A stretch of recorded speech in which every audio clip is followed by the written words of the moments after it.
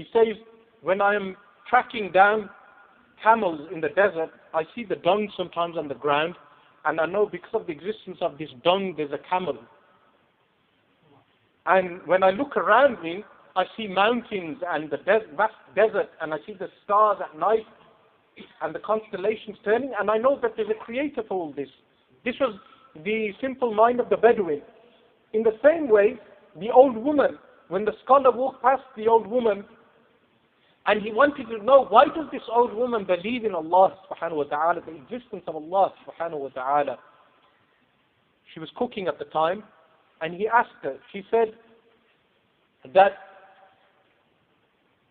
every day when I wake up, I cook my pot, and when I stir the pot, the contents of the pot move with my stirring. So as long as she stirs, the contents keep turning. And when I look around me, at morning time I see the sun rise, and then at evening time I see the sun set. And throughout the year, the sun rises and sets in different places, but throughout the year there is a consistent pattern. And I see the moon, the appearance of the moon, the crescent. And then the crescent grows, and then I see the crescent diminish, and there is a set pattern to the moon. And I see the constellations. Every 3 months, the constellations change. So throughout the year, in 12 months, the constellations change 4 times. And after seeing all of this, I know that there's someone moving the universe also.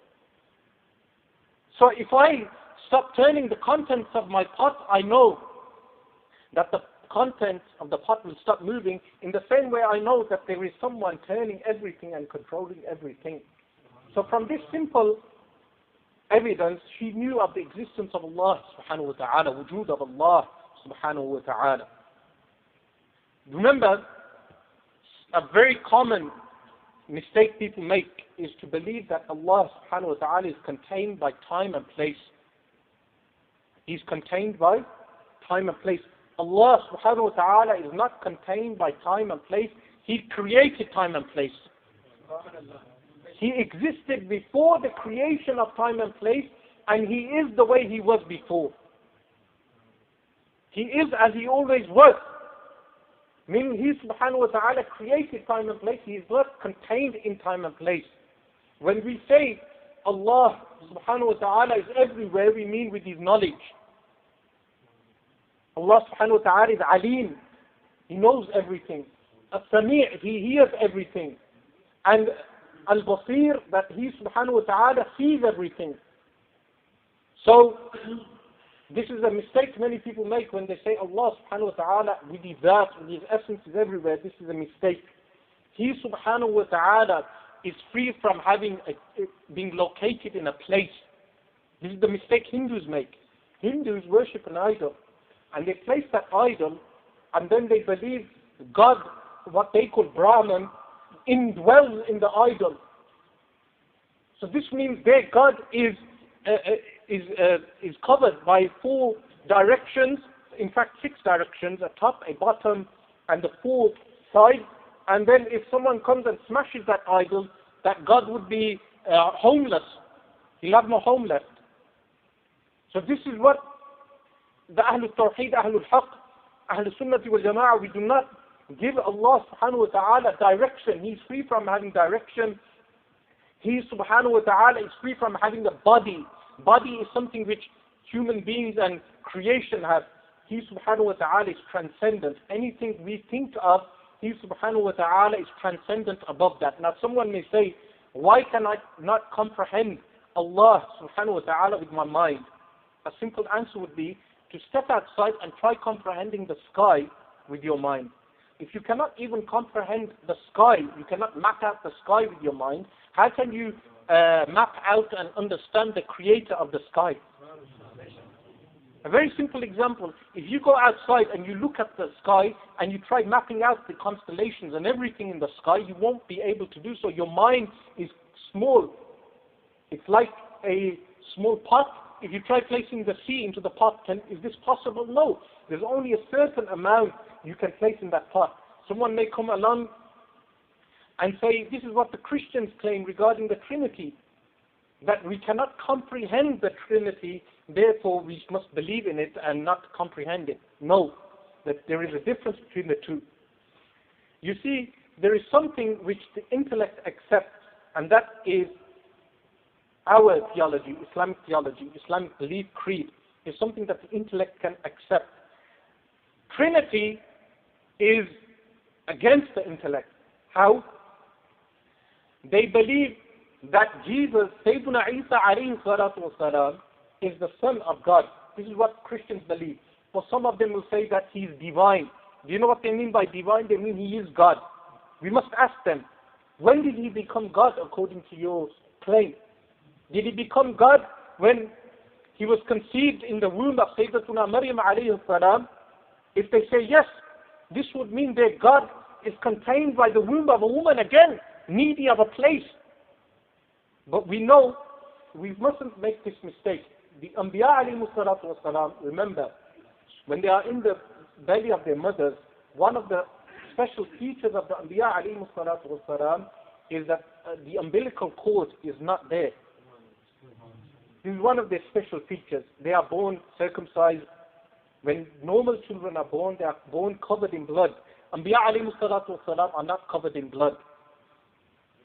And in the Sahih of Imam Bukhari, the Messenger sallallahu alayhi wa sallam mentions that every newborn child is pricked by shaitan except who? Except Sayyiduna Isa alayhi salatu wasalam and his mother. But this is also inclusive of all the other Anbiya alayhi salatu wasalam. So if the Christians, remember the Yahud, even though they say that they believe in Tawhid of Allah subhanahu wa ta'ala, the Yahud, they are very disrespectful toward Anbiya alayhi salatu wasalam.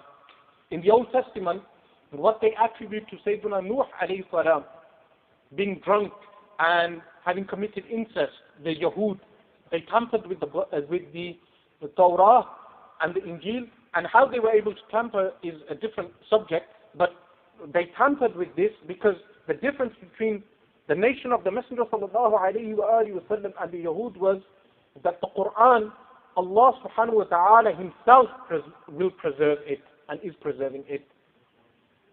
إِنَّا نَحْنُ نَزَّلْنَا الذِّكْرَ وَإِنَّا لَهُ لَحَافِظُونَ. And with the Yahud, when they were given the Torah, they were ordered to preserve the book. Allah subhanahu wa ta'ala did not guarantee that He Himself will preserve their book. This is why they were allowed to tamper with it. But the Yahud believed things regarding the Anbiya alayhi salatu wassalam, which is kufr, disbelief. And the Christians raised the rank of Sayyidina Isa alayhi salam, that they made him divine. And Ahlul Sunnati wal Jama'ah took the middle way. We kept the venerance of the Anbiya alayhi salatu wassalam and respect of the Anbiya alayhi salatu wassalam, but we did not make them God. We did not make them someone who is worshipped. There's a difference between venerance, venerating someone, and worshipping someone. Like Sayyidina Yusuf alayhi salatu wassalam, when he raised his parents on the throne, the Quran states, وَرَفَعَ أَبَوَيْهِ عَلَى الْعَرْشِ. He raised his parents upon the throne. He venerated them, but he did not worship them.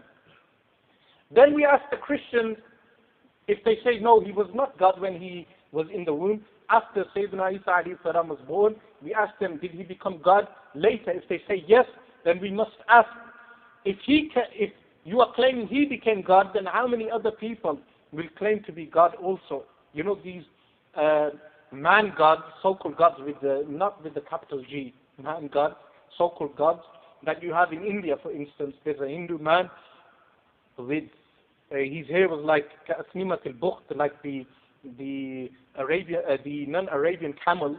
His hair was all over the place. People believed him to be God. He had over 2 million followers. So you can imagine when Dajjal appears, how people will have lost their intellects and they will not know Tawhid of Allah subhanahu wa ta'ala. So if they claim Sayyidina Isa alayhi salam became God later, they are saying that Allah subhanahu wa ta'ala can change and He is with contingent things changing over time. This is something that the Ahlul Haqq, the Ahlul Tawhid do not believe in, that Allah subhanahu wa ta'ala be like creation in any way and form. لَيْسَ كَمِثْلِهِ شَيْءٌ وَهُوَ السَّمِيعُ الْبَصِيرُ.